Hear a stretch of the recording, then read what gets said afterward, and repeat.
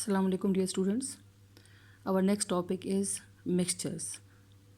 For that, open your book on page 11, chapter number 1. Okay. So first we discuss that the word mixture is taken from the word mix or blend. In other words, we can say that a product which is made up of combining two or more substances. According to the definition of chemistry, we can say that mixtures are impure substances. Impure substances of matter, they are considered as mixtures. Why they are called as impure substances? Because they do not combine chemically and they having no fixed proportion. So if you look at the definition, we can say that an impure substance which is made up of two or more elements or compounds which may combine physically without the fixed ratio. So first we discuss that what is fixed ratio. This word you studied in the topic compounds. So compounds are the pure substances in which two or more elements combine in a definite proportion or fixed ratio. Here I have mentioned the formula of H2O. So this one molecule of water always made up of two atoms of hydrogen and one atom of oxygen. In case of the one molecule of carbon dioxide, here you can see that this one molecule of carbon dioxide contains one atom of carbon and two atoms of oxygen. So this is the fixed proportion. But if we look at the solution or the mixture of salt and water, when we add salt in water, we obtain the salt solution. Is that clear? So if we add 5 gram of salt in 20 ml of water, this is called as salt solution or a mixture. As well as if we add 30 grams of salt in 60 ml of water, this is also called as a mixture or salt solution. So the mixtures having no fixed proportion. Is that clear? So what are the mixtures? Mixtures are the impure substances which are made up of two or more elements or compounds which combine physically without fixed ratio. Is that clear? So then we look at the examples of mixtures. So if we add salt in water, this representing a mixture. If we add sand in water, this is also called a mixture. Another example is of alloys. Alloys are basically the mixture of metals with other metals or the non-metals. For example, you people are familiar with the word steel, the utensils made up of steel which we use in our kitchen. So this steel, it is the alloy of iron, carbon and nickel. Is that clear? So these are the few examples of mixtures. Now we look at the properties of mixtures. So mixtures basically they consist of the elements, compounds or both. For example, if we take a container and we have two different types of gases, hydrogen gas and oxygen gas. So this representing it is the mixture of two different gases. Look at the another example. If we take coal it is the amorphous form of carbon, and if we add this coal in water, this will represent the mixture of element and compound. Carbon is an element while water it is a compound. Another example, if we take salt and add it in water, so this representing the mixture of two compounds. Sodium chloride it is a compound as well as water it is also a compound. So mixtures consisting of substances like elements, compounds or both in them. Is that clear? The components of mixtures do not combine in fixed ratio as they are physically combined. As earlier I have discussed the fixed ratio, so it means that there is no chemical combination takes place between the components of any mixture and they do not combine in fixed ratio. They can be combined in any ratio. Then next characteristic, the components of the mixture retain their individual properties. As you studied in the compound, when two substances undergo a chemical change and make a new substance which we call as compound, they lose their individual characteristic. For example, if we can say that water is formed, how water is formed? Water is formed by the combination of two different gases. For example, hydrogen gas reacted with oxygen gas. Is that clear? Both are gases. But when they combined in fixed ratio, they make a product which we called as water, that is H2O. So whenever water is formed, these two gases lose their individual characteristics and this H2O new product is formed which appear in a liquid state, and this compound having its own characteristic. While in case of the mixtures, the components of the mixture retain their individual properties. For example, if you look at the mixture of salt and water, is that clear? So what will happen? We can say that the salt, it can easily dissolve in water. If we taste this solution, it having a salty taste, it means that it shows the presence of salt in water. But if we heat up this solution, what will happen? When the water start boiling, the water evaporates and the crystals of the salt, they remain left at the container.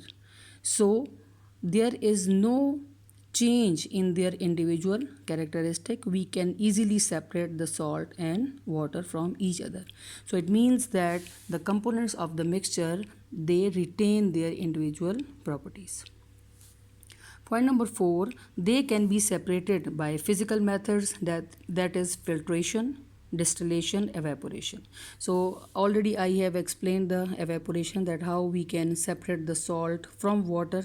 Similarly, another method, that is the filtration. If you take the mixture of sand and water, so we can easily separate both the components by the process of filtration. Another method, that is the distillation. So these are the few characteristics of the mixture. Is that clear? Now, mixtures on the basis of their appearance, they can be classified into two types. One is called as homogeneous mixtures, another one is called as the heterogeneous mixtures. First we discuss the homogeneous mixture. Look at the name. Homo means same or uniform. In appearance, they having same composition, or in appearance you can say that they show the uniformity. They appear in one form, whether they are two or more components. So it can be defined as that mixture which has uniform composition throughout its mass. It is called as a homogeneous mixture. Look at the examples. I have already discussed the example of salt in water. So by the salty taste, we can observe that when we add salt in water, this salt is evenly distributed and it will give us the salty taste. Is that clear? So in this salt solution, we cannot separate the salt and water from each other. Another example, if we add some amount of sugar in water, so by the sweet taste of this mixture, we can observe that the sugar particles evenly distributed in this solution and we cannot separate them, the particles of sugar and water, from each other because it appear in uniform composition. So these are also called as the solutions. Is that clear? Another example is the example of air. The air in our surrounding. It is also the example of homogeneous mixture. It contains 78% nitrogen, 21% oxygen, and remaining 1% is comprising of traces, means a very small amount of noble gases like krypton, xenon, as well as the carbon dioxide in it. So these are the few examples of homogeneous mixtures. Clear? Now, another type is heterogeneous mixture. So, hetero means different, which means not uniform, and genus means composition. So, that mixture in which its components do not have the uniform composition throughout its mass means we can easily observe or we can see with the naked eye the components of this solution. They show the visible boundaries of separation from each other. If we look at the example of sand and water, if we add some sand in water in a beaker, so we can easily observe that when we stir this mixture, what will happen after some time, the particles of the sand, they settle down at the bottom of the container, and we can easily see the two components, one is sand and the water over here. So this representing the heterogeneous mixture. Similarly, if we add few drops of oil in a container which having water, so oil and water having two different natures. Water, it is inorganic in nature, while oil, it is organic in nature. So oil drops cannot be soluble in water. So we can easily differentiate the oil drops, they are suspended in the medium of water. So this also representing the heterogeneous mixture. Clear?